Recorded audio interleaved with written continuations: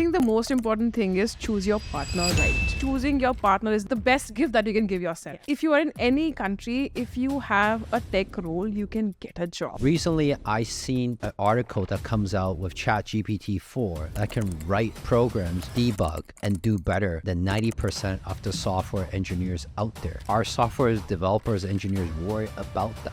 Yes and no. In India, there are a lot more female engineers that are working, but here it is completely opposite. I think it's infuriating that you put in so much of your hard work. All these years, 6 years, you study so hard, and then someone comes and tells you, probably you should not do this because you have to take care of your children. Then, there people are losing jobs, there are no houses, the housing prices are going up. It's all now going into a vicious circle. If they're thinking about coming to Canada, immigrating just for money, I don't think it's the right thing to do. It's kind of like Tinder of India. It's for marriage. Like you are, in that place. Like So I want Nav to was on the app. You were on the app. Our parents were on the app. Oh, yeah. That's so...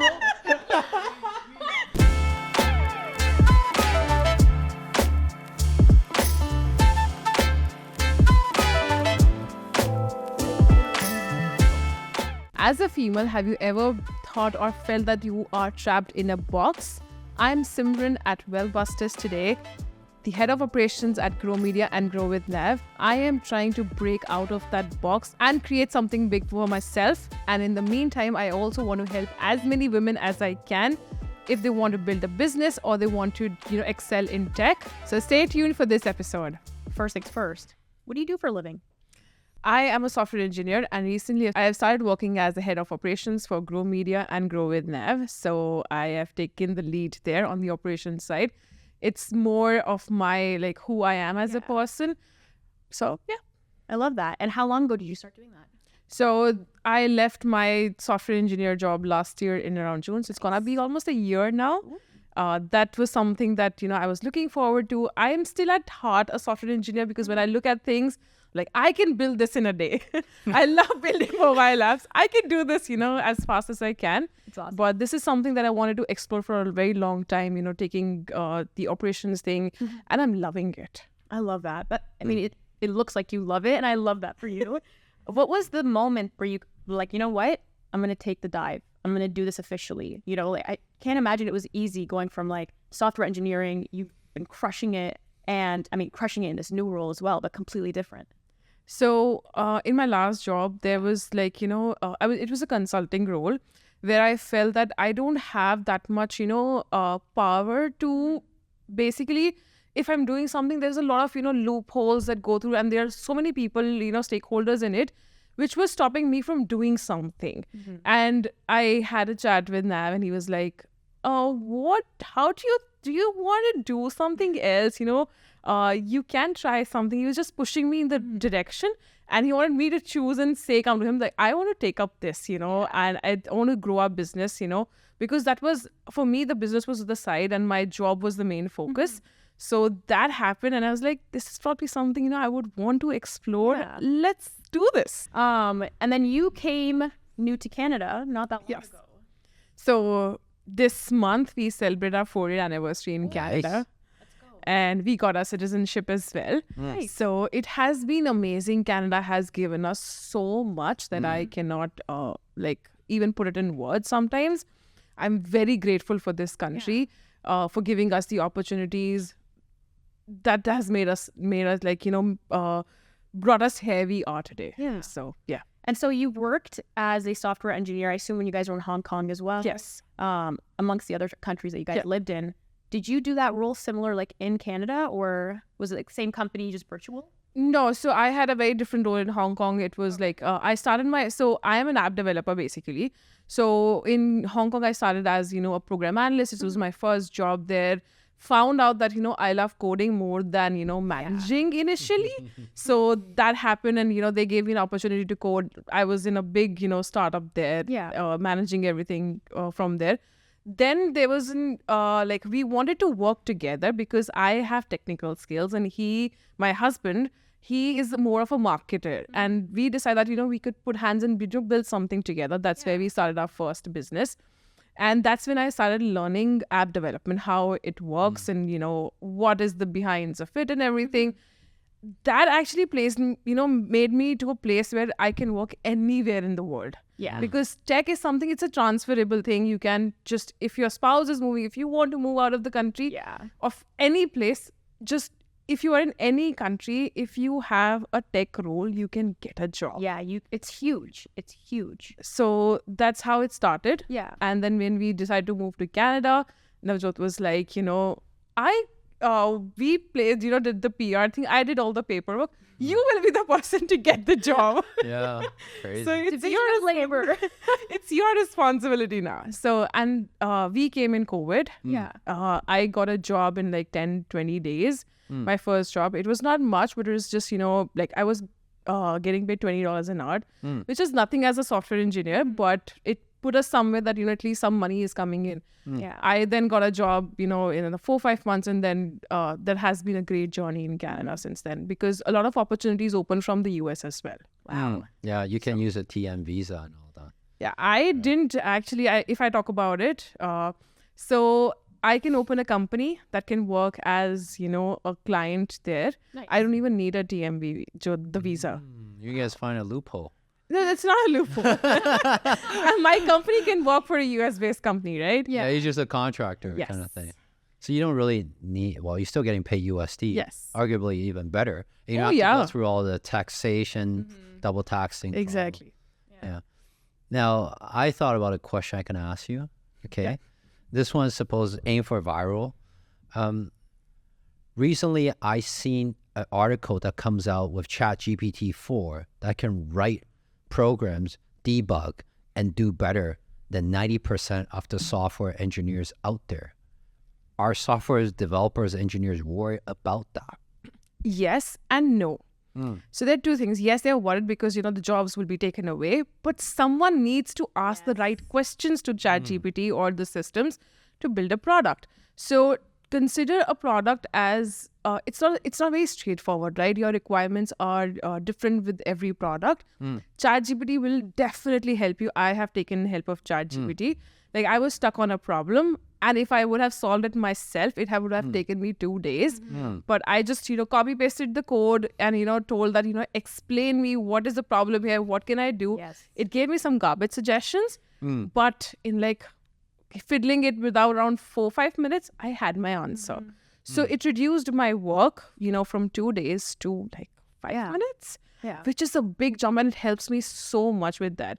There's another tool as a developer that we use on GitHub Copilot. It if you just write or add 2 numbers, it gives us a copy of the functions that you have written, and it's superb. So if you use the technology in the right way with your help, Yeah.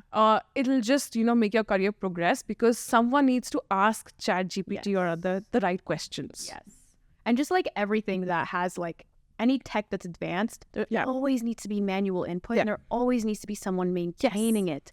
Like even with like if you're going to an ATM machine or even factories, like you still have someone maintaining it. Like we don't just leave it to run by itself. There's no way. So there was, when I try to explain it to my family, like, what ChatGPT coming, how, you explain it. So we've all read about Industrial Revolution in, when we were growing up. And this coming, AI thing is similar to that kind of a concept, where initially everyone is scared, and in like 10, 20 years, it gets to be the way of life. 100%. So look at that. There is a big change that is coming, and it'll be, take us leaps and bounds ahead. But take it as like a lot of people will lose their jobs, because that happened in Industrial Revolution as well. But there'll be more jobs that'll be created as well. 100%. I mean, you see it throughout history, like you mentioned, like we're always fearful of something new that we don't understand. It's human nature. You don't understand something, so you fear it. But it's like, we've seen that happen so many times. It's like, maybe let's not fear it once. Let's just try to actually understand it and implement it, but human nature. I found a better way to ask that same question. Okay. It's actually not ChatGPT. So this company called Cognition invented a AI guy called Devin. Devin is an Asian guy, stereotype. This guy, they compare the performance between Devin, ChatGPT is all the way down, but Devin is able to do everything a single person, ask a question, reiterate the question to ask for, a trained AI on its own. So they say this is groundbreaking and this is going to take over ChatGPT. And, of course, the headline is like, the NVIDIA CEO is like, hey, Jensen Huang is like, AI will take over coding, make learning optional. Okay. Make learning like programming optional. I think that's where I was shocked. I sent it to all my friends like, guys, you guys are developer. What do you guys think? Right? Okay. So coding, yes. So coding and being an engineer are two separate things. Coding is you're given a task and you just, write a code of it and, run it and, think about it. But whenever you're designing a program, it's in like so many pieces that go into a particular thing that needs to be thought of, like what the sequence of processes will be. Like, for example, if I have to get a payment gateway today, I just go to Stripe and, pull their APIs, and my work is done. I just need to do it. But the way that I want my user to experience it is going to be different in every app. Everywhere is going to be different. I might not want something that, Facebook is doing or something, any other app is doing. I want it to be my way. Yeah. So that's where a software engineer would, come in the picture. A coder, yes. And we were actually, we were having a discussion with, fellow developers. They even said that, right now, if we write a code, you would not understand it, right? But because of AI, this will just be, writing a code in English. Yeah. Like a few languages exist already, but still there is some syntax, available. But it'll be probably, I'll write a paragraph, I want this to happen, I want this to happen and this runs. So that will happen. Yeah.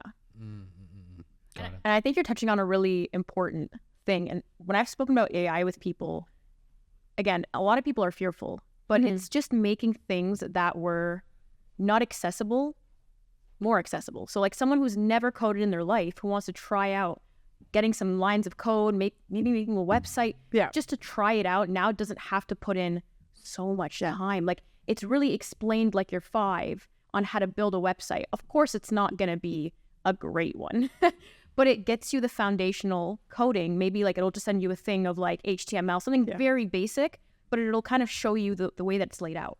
100%. Yeah. Like totally. It's just amazing how like, so my mom, she makes, food-based video. My mom and dad, they started their own, Instagram thing. So she used to send me, that I made this and, randomly written recipe. Yeah. I used to put in ChatGPT, just clean it so that's ready for Instagram. And in an instant, it used to understand and then you give me, like, put everything together. And my mom's like, how do you do it?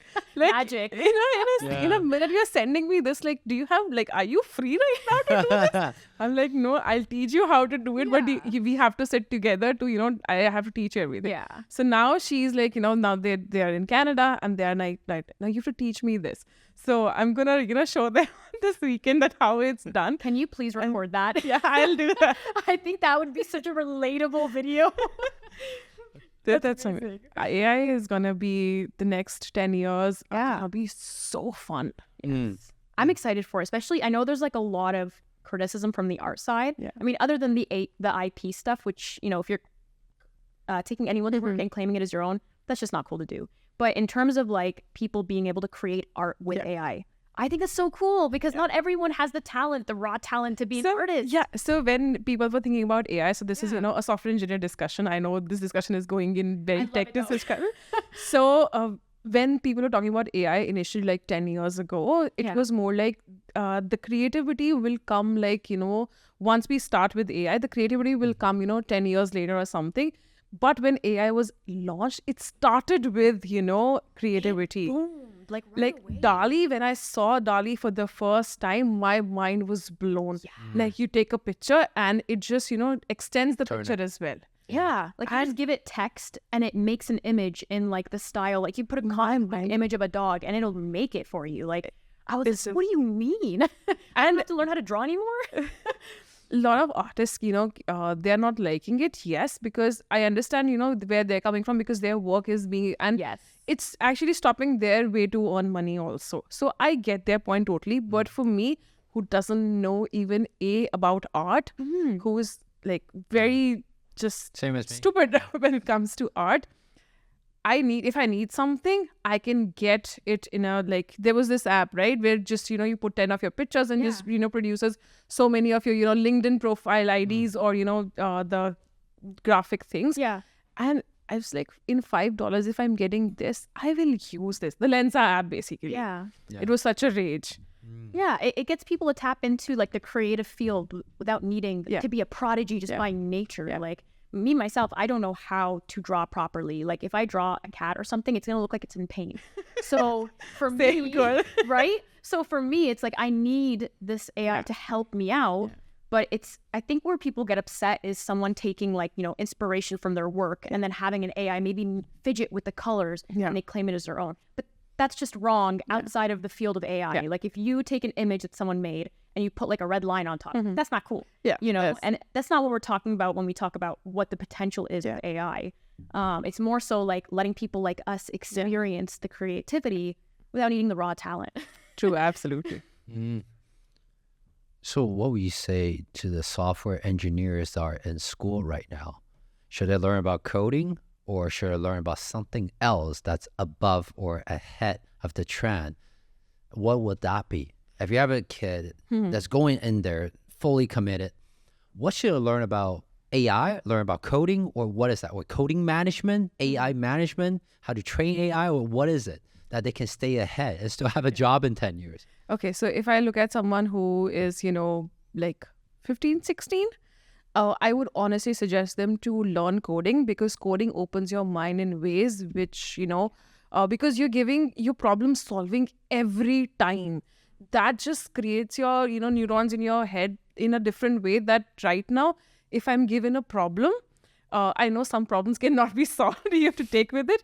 But my mind just goes in that direction, like problem solve every time. And it's, I think, one of the best qualities, when you're looking for a job, when you're in the industry. Coming to learning about AI, that's the basic part. I'm not saying learn about, like, for example, I studied in school about microprocessors, how they work, and, they have 16-bit, they have 8-bit. I don't need to learn that right now. The world has gone way far ahead of 8-bit or 16-bit processors. We don't need to learn that. That's just a waste of time. Coming to AI, yes, you need to be on top of your game because you see what's happening in the real world and connect with it. I don't think people, like, in schools today, it's not taught. You need to take, learn from courses on Udemy or anywhere else. Just explore. Just don't stop exploring and just don't stick to today, like, what's taught in schools because it's shit. I'll be honest. No, I agree. And I'm going to take this on a different route. I want to talk when you first came to Canada, and you were looking for somewhere to work. You were trying to get more to like the app-based roles because you already had all the experience with that. Now, we're brown women. Yeah. No offense, Cody. But did you find that, getting a job in apps in STEM, did you find that it was different, like the climate with women coming in there versus when you worked in Hong Kong or anywhere else? Was there like a difference that you felt, or did you find that it was the same?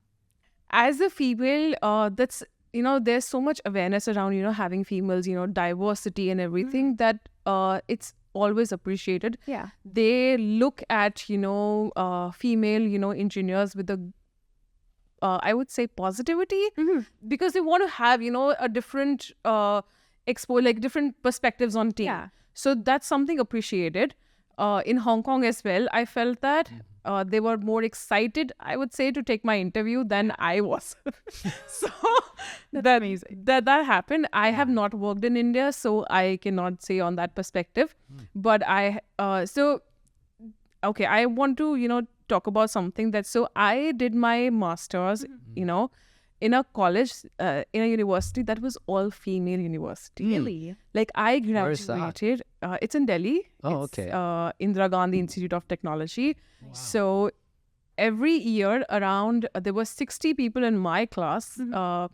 Every year around 2,000 engineers, female engineers, used to graduate. And in India, there are a lot more female engineers that are working. But here, it is completely opposite. Yeah. And even in Hong Kong as well. So we were, part of the startup thing because we had our own startup there. And if someone saw me that, a female engineer is the CTO, and, it used to be very, they used to look up. And it was, it felt great that, this is something that, we have created a niche about, and this is our, difference. Yeah. So special. From where I came from, Taiwan, or even in Canada, female and male separated school or focus school only go up to high school. We haven't heard any university that U of T only has a female school or male school. We never heard that. I don't Up to agree university having, level, I don't right? agree to having, a female But it's something school. different though. But yes, so parents sometimes, they want their children to be protected.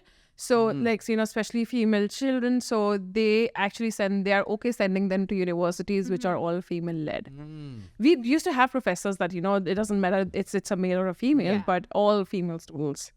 It's so innovative. And I didn't expect that to come from India. Okay. Right? That's so No, innovative. there's so many universities. It's not just one. There's so many universities. In India though, but in not India. in US. So have you Yeah, heard anything no, in US? In Canada? No. In Taiwan? No. Korea? No. Right? So up to high school, but not university. Now you come from that, and you're the only person I can ask.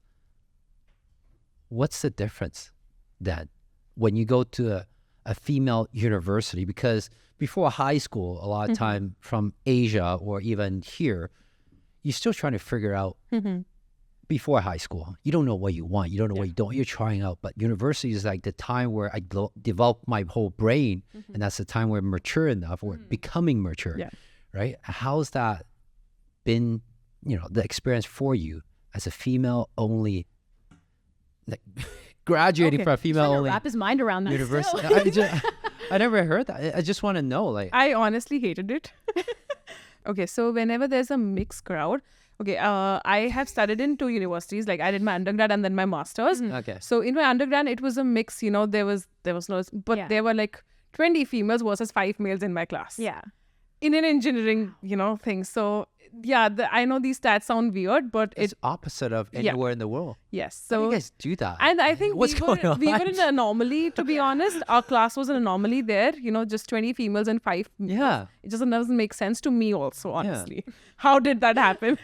It's like, this is a joke aside, but like in Canada, if we go to engineering school, it's like 1 to 6 or 1 to 10. Yeah. So it's like a joke that we would take a business class so we can see female. So in India, if you're a guy, you want to see female, you go to engineering school. So- you will see more female than male. So that's an anomaly. I think that happened with our class. It usually doesn't. Okay. If you go to, IITs and in the top schools Okay. in India, it doesn't work. It Oh, doesn't okay. like Okay. I that. thought that was too It's out. just an anomaly I think with people us. are going to listen to this podcast. and-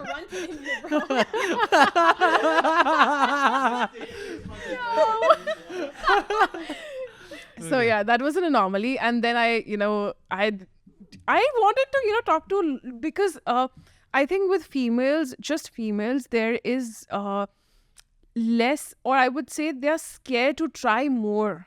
They are just, they don't push, because, we come from, we are coming from a culture where, women are like, if you study well and you'll be married to someone, Yeah. right? You study because to get married to a decent guy. So that's the thing, right? So there was, with men, it's not like that. They're not studying to get married.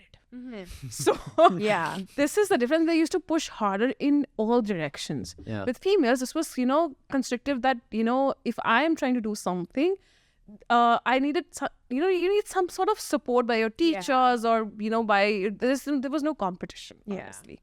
No The only competition was getting good grades. Yeah. And that's not how you, Grow. exactly. Yeah. So that just is not the right place to be, I feel. And also we did, like, for example, if all the females are together, Hey Wallbusters, I just want to put on a side note, I do not run any ads on this channel. So if you enjoyed the video up until this part, make sure you like, subscribe, and share with a few friends that can benefit from this. And let's get right back into the episode. you cancel each other. Like, for example, one day you decide to, that you'll be, missing the class, all of the Yes. class aside. But there'll be few girls who will Yes. just be there to attend that class, and all the professor would just, because attendance counts, right? Yeah.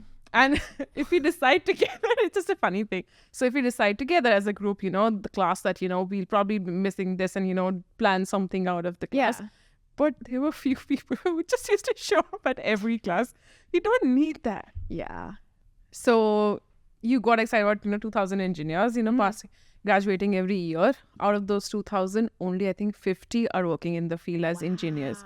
Most of them have moved out to be, be busy in their families or become teachers. Wow. And so, my mom, when I was studying, I was in undergrad, she was like, you should be a teacher because, that helps you with, raising kids. When you have a family, it just becomes easier because, you come back from school, you have full day to spend time with your kids. Yeah. So that's something that I did not agree. And, I think it's infuriating. Like, you put in so much of your hard work all these years, 6 years, you study so hard. And then someone comes and tell you, probably you should not do this because you have to take care of your children. Yeah. And it just doesn't make sense to me that then I should not study engineering, right? Then I should study something simple and, get on with my life. Yeah. It's almost like people are planning for the kids more than they're planning for your future. Exactly. And it's like, what? It's just so, Mind-boggling. I want to say stupid. No, but honestly, it feels like that. Honestly, like in my upbringing, like there was an emphasis on being a wife, and it's like, why did I go to university and spend money on tuition if y'all wanted me to do the thing for free that I don't have to pay anything for? Being a wife is free. Why did I pay money for tuition? It just doesn't make sense. But then there's the expectation where you have to go to school and you have to excel. It's like, why would you force me into being a hard worker if the buck stops at marriage? This thing is it's very culturally driven, honestly. And it just, if I see someone, if it's happening in real life, like I got out of it because of my husband. I'll be honest. If I would have been married to someone else who was in India or who didn't have that kind of an exposure, my life would have been that. Yeah. Because I did not. So I'm a person who adjusts very well. So I know how to adjust because this is the way that we've been brought up, right? If you are a female in a brown house in India, so you have to be adjusting with everything. Yes. So if I would have not been married to my husband, I would have been, adjusted, very well. But then I know for a fact that there would be a time that I would have just, blown up everything 100%. and gone out of it. Yeah. Yeah. It's So- because they can try to stifle the career, but you as a person, you're like, I'm going to need to do this work. Yeah. You need to have that purpose. Yeah. Yeah. So that wouldn't have worked for me for a very long time. Yeah. I just couldn't stop thinking about India was so innovative, having all female engineering school. But then they obviously look at the stats that how many females stay as engineer, and 50 divided by 2,000 is less than 5%, a lot less than that. Whereas like I think the average for U of T is 44% stay as engineer. Of course, as they progress in career, they become management and all that. I don't even do engineers anymore. I just found that so backward. They went innovative, but they went backwards. Yes. Because they have a something. So what would you do differently then? Should we start school together? I feel like there's a niche. I would love to. I feel like there's a niche in India. We have a grad school for that. So How do you stay as a female engineer after graduation? Yeah. Oh, we get 100, 200 people. absolutely, we'll make it. And then you will teach them how to have the cake and eat it too, right? Have a business and have a personal life, right? So, there's another thing that I think counts for it is because, the work culture in Canada, it's like, 9 to 5 p.m. you stop your work no matter what. And then you have time for your family. In summers, we have these, early Fridays off. Yeah. By 2:30, you're off and spend time with your family. In India, if you're doing a job, it starts at 9 and it probably ends sometimes at 8. So for females, if you have a family, doesn't work. Yeah. So that's also another. There's no support from the corporate side as well. So some companies do, like Google, Amazon, the big ones, they do support Western their- culture. Yeah. But even if, like, for example, consulting, like there are a lot of engineers that work for That's your dream Canadian job, companies, right? US companies in India, and the work culture there sucks because, they're working on timelines from here and they have to do those jobs. They are getting paid if job is done. Yeah. So they'll hustle and, they'll just work the whole night. For men, it's easy because, someone is taking care of, your kids and everything. There's no, the responsibility is less. Yeah. But for females, there's something called as mom guilt, wife guilt that you always carry on if you work longer. Yes. So, So how do you balance that? Because I know this is the topic you want to get into, is how do you have to cake and eat it too as a female software developer, now have your own business, and I don't know if you guys are going to have kids or not, but how do you think and have it all as well? I think the most important thing is choose your partner right. Choose your partner right. That's, even if your parents, have brought up in a certain way because their exposure was limited.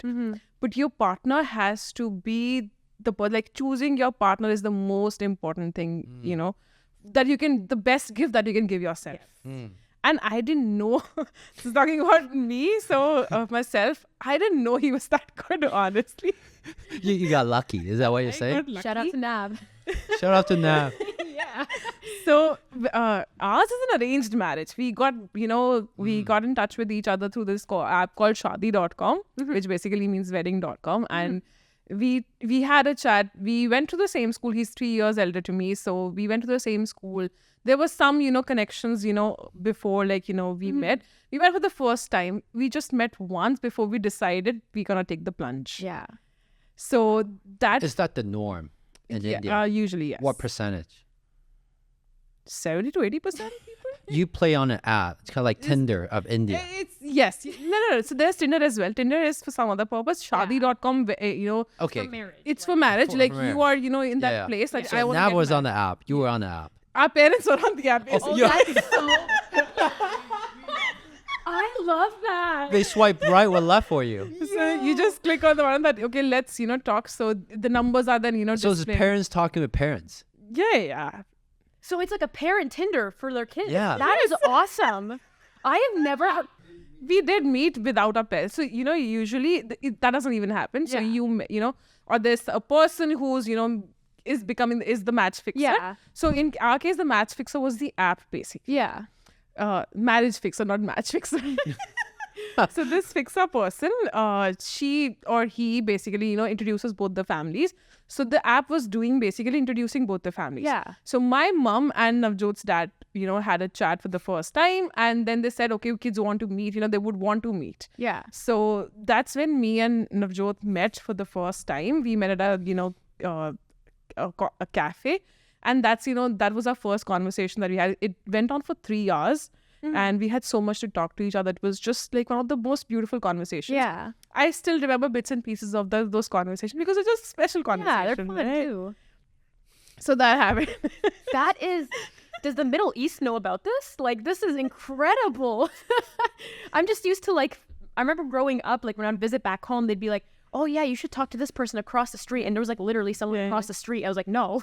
What the hell? We didn't have any apps.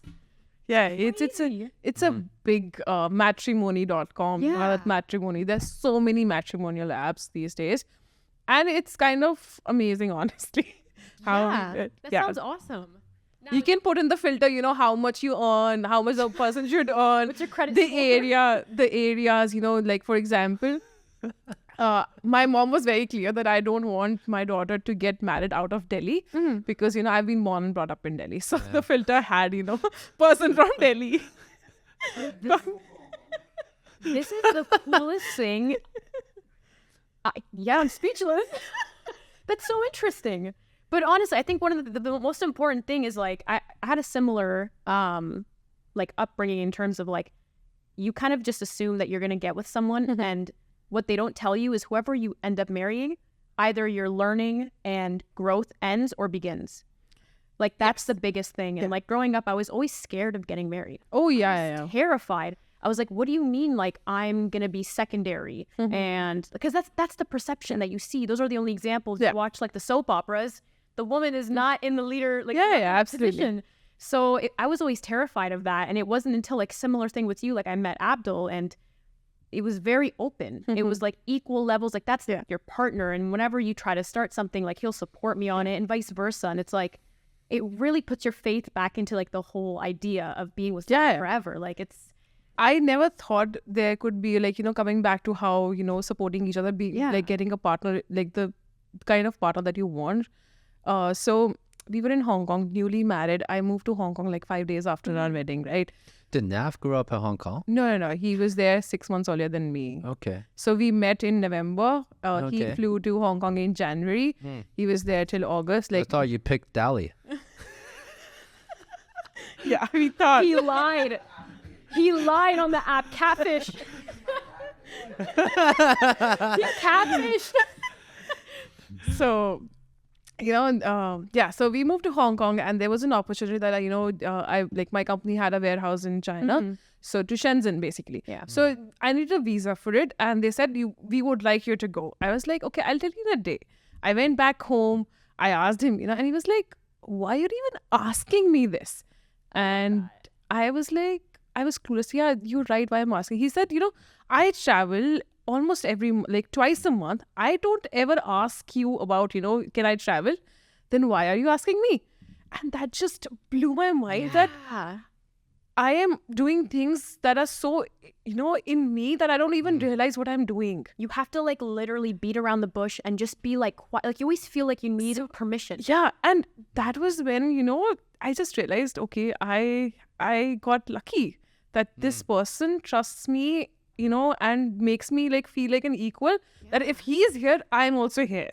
Which is wild that this blows our mind. Like I was raised in Canada. Even when that first happened, he was like, why are you asking me permission? I was like, whoa, what do you, this is new to me. Like, this is new terrain. I don't know how to move on from here. Yeah, that was amazing. So having a life partner who understands your goals, where you want to be in life, pushes you to be hard. Like, for example, if there are a few days where I have zero motivation to do anything, he'll just, in a bedroom, just sprung up and like, it's a new day. Let's capture this day. So he's my source of motivation, my source of energy sometimes, my source of discipline. Yeah. So find a partner who makes you do things that, you sometimes, stop yourself even doing it. Yeah. You don't have the motivation to do it. Find that person. So I'm just so curious. Is anyone similar shoes, where do they find more people like Nav? Like, what school did Nav go to? Did you go to all male school in India, and abandon your male ego, and then now everyone is equal? Like where did Nav grow up to have that kind of equal culture? Is that very popular in India to have that kind of Western culture then? No, it's not like that. So see, you have to test that person in a few places. From the app? So if you like someone, test them how they are around people, how they are talking to other people. If they are, see, you would have to learn these things. So, okay, when I was, if like we go back to the Shadi.com thing, right? So I had 3 criteria that I wanted in a person. Yeah. A, he should be tall. B, he should be a Sikh. I didn't want to marry outside the family because that was one of my parents' criteria. And I agreed with them because of the culture and everything. It just becomes easier to connect. Yes. And the third one was that he should be settled, like... Settled in the sense, not like, super rich. I don't want anyone, but something, he has a job or like he is comfortable. And like, because... I know I had done my master's. I didn't want to marry someone who didn't even study. Yes. Because then just right off the bat, your goals and vision don't align. Exactly. Yeah, right away. So these are the 3 criteria. And then, when we were like kind of the first, like our parents met, we decided that we are going to take this together. And then I started observing, how he, because I didn't know how he as a person is. We went to this restaurant and, how you're talking to the person who is serving you. Does he get irritated by small things or not? Because we were getting married in August. I had like, 8 months to realize, how he as a person is. So you guys can go out first before marriage. It was like we were engaged, but we could call off the wedding with that if you want to. So that's so there's still a test drive period. Yeah, absolutely. You have to test. I still test him sometimes, and tell him that you did not do this right. You've been test driven for 10 years. Okay, stay on your feet. Hey, you got to keep him on his toes. Yeah, I love it. Absolutely. So sometimes, if he does something, I was like, you don't need to do this, Yeah. If we have a fight or something, we just, talk about it like, okay, we both, something happened and, he said something and I said something and then there's silence. Then we just, go into our own spaces and see, well, like, what happened? What is the what was the main thing about it? And then we just talk like, two normal human beings who are not shouting at each other. So that just, instills that confidence in you always, that there's someone who's always looking after you. Yeah. So you need that confidence when you are thinking as in a business as well. Now, when we move to, doing full-time business, it's a different thing. It's a different ball game because we have done it before. And honestly, the first time, I was again in the tech role, building the app and everything. Yeah. And Navjot was, doing the marketing thing, what numbers, talking to investors and everyone. One day he told me, I'm scared of you. And that was so hard on me. I don't want my husband to be scared of me. Why did he say that? So I was building the app, he'll come in just iterations. Because if the developer is at home, you can tell her whatever to do at whatever point of time, right? If you have a developer who's sitting in some other place of the world or who's doing a job, you won't do that. But he comes in with the idea, we can do this. Now I have to implement it. No, I want to do this. It was getting on my nerves. And then I probably was like, no, this cannot happen. And then he was like something, and he's like, I'm scared of you. I was like, no, I don't want this to happen. So then I also dialed down and he started explaining me why this is important. So that's when we started connecting that your personal life and your business life are two separate lives. Keep it separate to make your life better. Seriously. Yeah. Like if something happens in office, it stays in office. How do you do that when you spend 24 hours together? It's about setting boundaries. Like easier said than done, Oh yeah, absolutely. Easier said you than have done. to have that experience of failing, and then only you understand the value of how to maintain, separate things. Yeah. Because you guys sleep on the same bed, drive the same car to work, work in the same office, go back home, eat the same meal on the same table, and go to bed again and repeat. So at what point is business, at what point is not? So I think after reaching home, the business stops.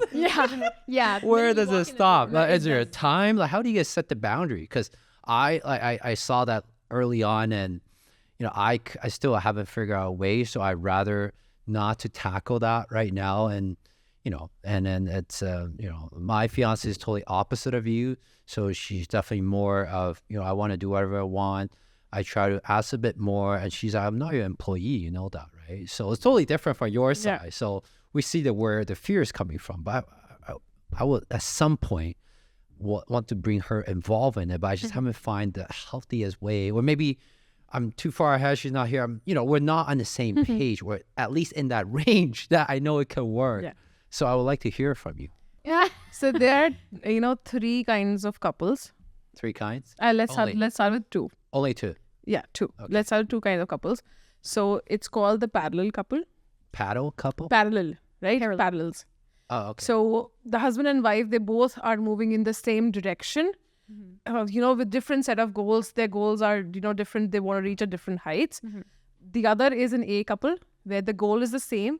They're probably moving in different, slower speeds, different speeds, but they are moving towards the same goal.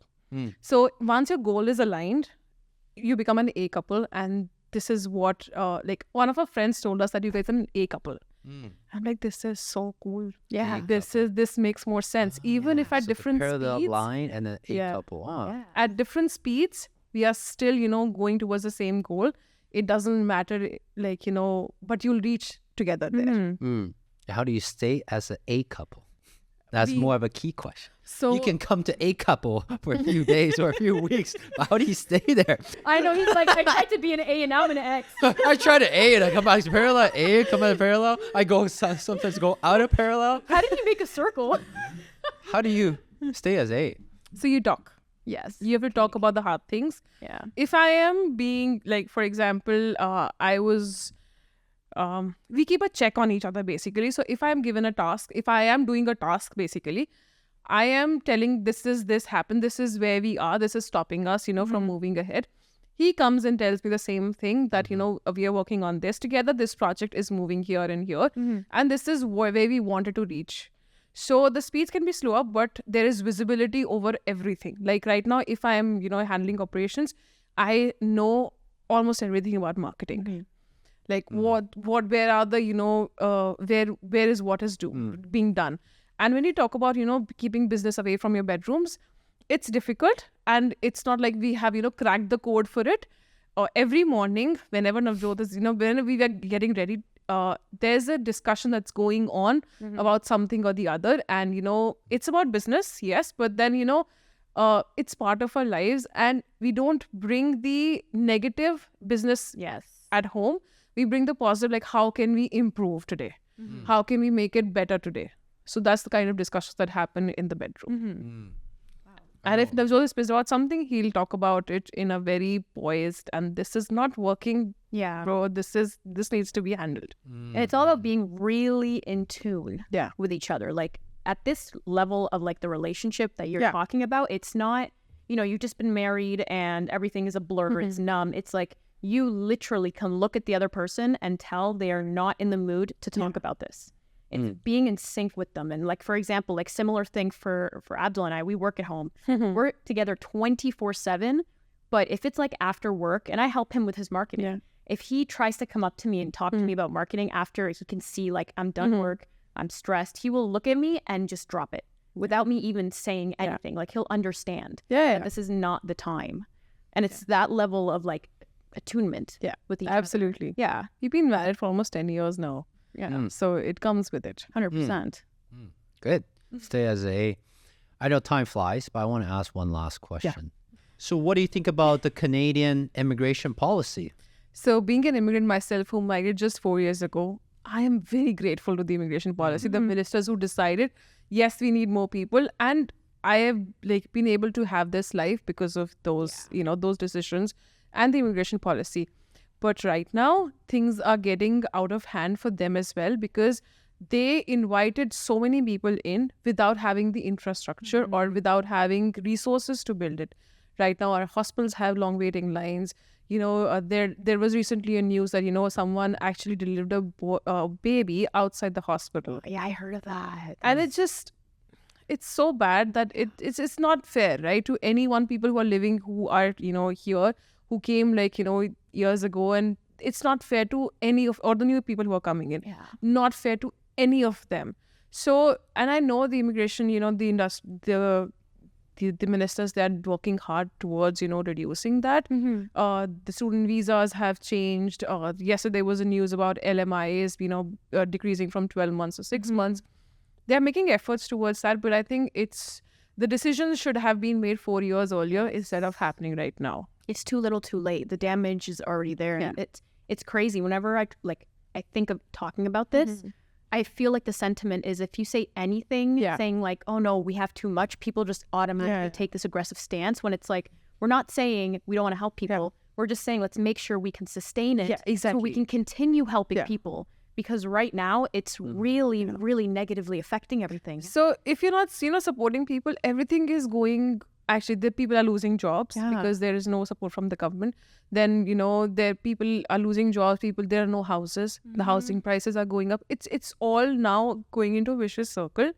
So that's why I think that, they should have done a better job and, or build, resources first. Like given, had built more homes before this immigration thing, went out of their hands. And honestly, like charity starts at home. If we want to actually help people for a long time, I don't want to just help people in the interim. Like I want it to be a long, sustainable, like we're making lives better. We have to make sure we took care of us first, so then we can extend the open arm. Because right now you're seeing a lot of people suffering, like people can't afford housing. And again, like the hospital wait times, like when I read that story, my heart shattered. I was like, that shouldn't be the reality in Canada. Like that's not right. And it's just like, because when, the immigration, everything, advertises, there's free medical in Canada. I appreciate all of that, but sometimes when like, I have seen the worst in India as well, honestly.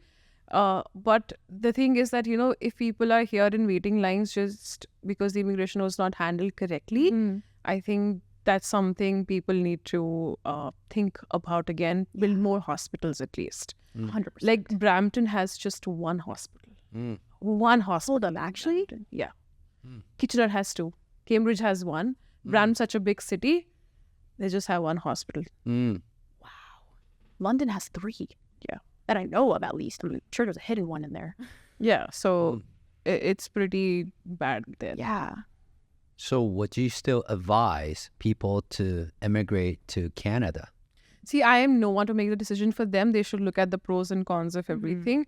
If I am, if a friend asks me today who is earning well in India, and if they're thinking about coming to Canada, immigrating just for money, I don't think it's the right thing to do because the jobs are not right now, and we're not in a place where people are getting fired off jobs. Like Bell, I think Yes. 10,000. Yeah, so many employees, and those 10,000 have to fill some place, right? So there's always a constant competition for more jobs now. So think about the pros and cons, weigh all the pros and cons before immigrating. Like for us, when we were immigrating, I understand there's a better quality of life in Canada, but if you're not earning anything, if you are dependent on the government funds, then this is not a life that you want to live. Yeah. It's not enough. The prices of basic groceries have gone so much high that it's just getting difficult. Like if you go into Walmart, you will spend at least $100 for little stuff, which you were able to get a lot more, before COVID. Like even in COVID, like 2020, 2021, it was not that bad, but has gotten worse. Yeah. And the job market even in London is horrendous. Like there was a video that went viral and I saw it through Reddit on the London, Ontario subreddit where there was a job fair for LCBO. Oh yeah, that was so... That video was so... It blew my mind. It was like a lineup of people, everyone squeezing in, and it was like, I have never seen this in my life. Like I'm born and raised in London, Ontario, and I have never seen any job fair ever look like that. That was heartbreaking to see. Yeah, I was shattered. I was like, what is going on? Like there's probably maybe only like a few positions ready, and you're just seeing everyone trying to... There'd probably be 2, and they were at least in the video itself, there were more than 100 people. Goodness, it's... Have you heard people who immigrate to Canada and return back to their country? Yes, this has started happening more often now. So there is a group that Reverse immigration on Facebook where they're talking about like people who have been here for 4-5 years. They have had their children here, and how are they assimilating, going back, and how they are moving back. There are a lot of people that have moved back, and some of them are actively thinking about it also. See, I am not in a place to suggest, whether you should move back or you should not, but this is a reality that's happening right now. Cool. Well, we can go on forever, but I really enjoy this talk. We have a lot of great talk, very diverse talk. If you're watching until this point, make sure you like and subscribe, and we have more episodes like this waiting for you, so stay tuned. And if you don't mind, give us a 5-star review so more people like yourself can enjoy episodes like this.